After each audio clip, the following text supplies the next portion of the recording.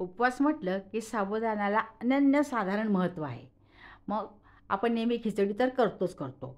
वडे करायचे म्हटले तर त्याला जास्त तेल लागतं. नको बाई तेलकट.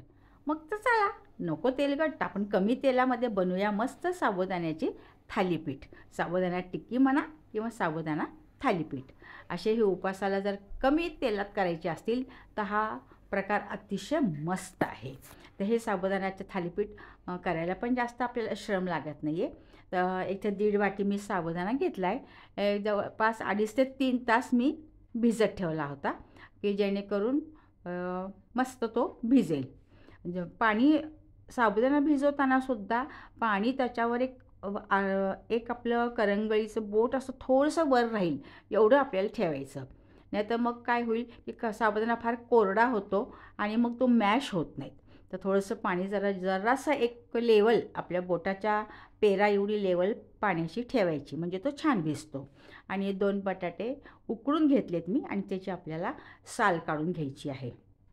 बटाटे पण छान उकडले गेले पाहिजे की जेणेकरून जर अर्धवट कच्चे राहिले तर मिक्स होणार नाहीत. आणि हे बटाटे आपण किसून घ्यायचे आहेत.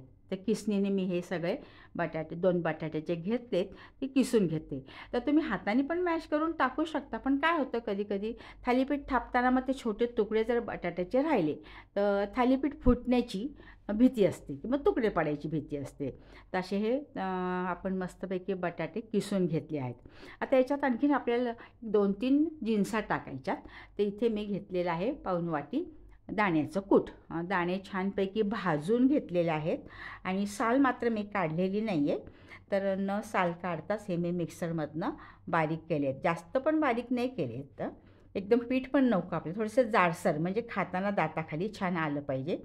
हिरव्या मिरच्या मी बारीक चेचून टाकलेल्या आहेत आणि सेंधव मीठ किंवा तुमच्याजवळ नसेल तर साधं मीठ टाकायचं. हिरव्या मिरच्या बारीक करून टाकल्यात का तर तुमच्याजवळ नसतील तर तुम्ही लाल तिखटाचा पण वापर करू शकता. तुकडे नाही टाकले कारण की तुकडे टाकल्यावर काय होतं तेवढाच भाग तिखट लागतं आणि बाकीचे वडे थालीपीठ मग छान नाही लागत. तिथे मी बारीक टाकलेले मिरच्या आणि दाण्याचं कूट टाकले. थोडेसे जिरे, चवीला जिरे आहेत आणि थोडी चवीला साखर. का तर आपण याच्यात लिंबू पण पिळणार आहोत. आणि मग लिंबाचा रस टाकला की त्याचा तो लिंबाचा आंबटपणा आणि चवीला साखर, एक भन्नाट चव येते या थालीपीठाला. खूप छान गरम गरम थालीपीठ खायला ना इतकं छान वाटतं की मुलं तर एकदम जाम खुश होऊन जातात. एकीकडे करायचे आणि एकीकडे मुलांना आपल्या फॅमिली मेंबरला खायला बसवायचं. आणि आता आपण टाकणार आहोत भरपूर कोथिंबीर.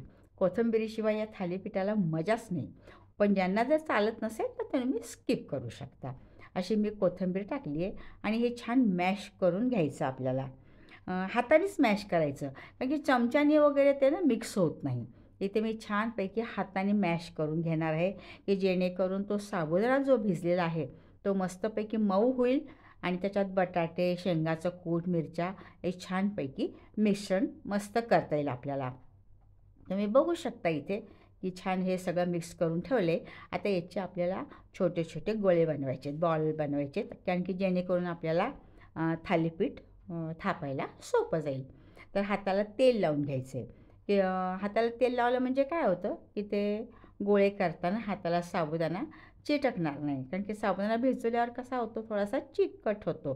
तर हाताला चिकटू नये म्हणून मी तेल लावून घेतले आणि तेल लावल्यामुळे छान त्याला तो मला आकार पण देता येतो आणि ते लवकर पसरायला पण प्रॉब्लेम येत नाही. तर असे मी सगळे बॉल करून घेणार आहेत. तर हे साबुदाण्याचे थालीपीठ खरं ना खूपच छान लागतात आणि करायला तर मस्तच आहेत. तर आता हे सगळे गोळे आपण करून घ्यायचे.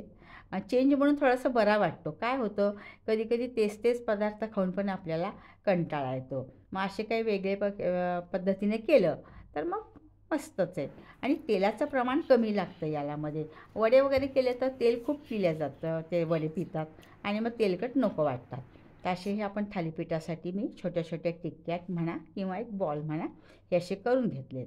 आणि आता हे थापायचं कसं तर इथं मी प्लॅस्टिकचे 2 तुकडे घेतलेत आणि त्याला आपण तेल लावून घ्यायचे. एका तुकड्याला तेल लावले, दुसऱ्याला पण तेल लावून घ्यायचं आणि एका तुकड्यावर तो आपण जे टिक्की करून ठेवली आहे ते ठेवून त्याच्यावर दुसरा कागद ठेवायचा आणि पसरून घ्यायचं. लाटायची सुद्धा गरज नाही आहे. हाताने सुद्धा छान पसरला जातो. तुम्हाला जितकंच जाड पातळ हवं असेल, पण जास्त पातळ घेतलं की तो कडक वातळ होतो थालीपीठ. त्यामुळे जास्त पातळ पण करायचं नाही आणि जास्त जाड पण करायचं नाही, की जेणेकरून भाजायला आपल्याला वेळ लागेल. तर असे हे आपण बघा, तुम्ही बघू शकता सगळीकडून मस्त. आणि हे चिटकत नाही, प्लास्टिकचा पेपर असल्यामुळे तुमच्या हाताला अजिबात चिटकत नाही आहे. आणि तवा एकीकडे आपण ठेवणार आहोत. त्याच्यावर तेल टाकलेलं आहे आणि त्या तवा छानपैकी आपल्याला गरम होऊ द्यायचा आहे. आणि तवा गरम झाला की मग त्या तव्यावर आपल्याला हे थालीपीठ आपल्याला टाकायचं आहे. तुम्ही इथं बघू शकता मी किती कमी तेल टाकले बघा, फक्त थालीपीठ भाजण्यापुरतं. त्यामुळे हे थालीपीठ जास्त तेलकट होत नाहीत. तर असं मी थोडंसं तेल टाकले आणि मग आपल्याला हे लाटलेलं जे आपण जे थापले थालीपीठ ते तव्यावर हळुवारपणे सोडायचे. तुम्ही हातावर घेऊन पण सोडू शकता. मी असा कागद घेतला आहे आणि तो कागद त्याच्यावर असा उलटा केला आहे. तर फक्त लक्षात ठेवायचं की कागद त्या पॅनला चिटकू नये, हळुवारपणे आपण टाकायचे. तशा सगळ्या टिक्क्या काय करायच्या, आपण थापून घ्यायच्या आणि छोटे छोटे थालीपीठ त्याच्यावर पॅनमध्ये टाकायचे. जर आपल्याला मोठं थालीपीठ हवं असेल, तुम्ही एकच मोठं, आपण जशी भाकरी थापतो की नाही तसं मोठं थालीपीठसुद्धा आपल्याला करता येतं. पण काय होतं, छोटे केले म्हणजे उलटवायलासुद्धा सोपे पडतात आणि लवकर भाजले जातात. तर असे मी हे टाकलेले त्याच्यात. एक बाजू अशी छानपैकी ब्राउनिश झाली की मग आपल्याला हे उलटून घ्यायची आहेत. तर बघायचं आपल्याला की एक बाजू कशी होती. थोडंसं तेल सोडायचं की जेणेकरून ते लवकर खालचा जो भाग आहे तो खरपूस व्हावा. याच्यासाठी अगदी थोडं थोडं तेल आपल्याला सोडायचं आहे. आणि खालचा भाग असा खरपूस झाला की मग तो टर्न करायचा आपल्याला, की दुसरी बाजू पण आपल्याला छानपैकी भाजून घेता येईल. एक जास्तीत जास्त एका घाणा म्हणूया आपण, याला म्हणजे 3 टाकलेत आपण. तर एका टप्प्याला एक टप्पा म्हणूया, याला आपल्याला जास्तीत जास्त 7 ते 8 मिनटं लागतात. ते एक साईड आपली ब्राऊन झाली की बघा आता हे उलटून घ्यायचे. किती सुंदर मस्त खरपूस लगेच जाणवतं की एक भाग असा छान खरपूस झाला आहे. आणि असे दोन्ही साईडनी असे मस्तपैकी खरपूस झाले. आणि तेलकट तुम्ही बघू शकता की तेलकटपणा अजिबात जाणवत नाही याला.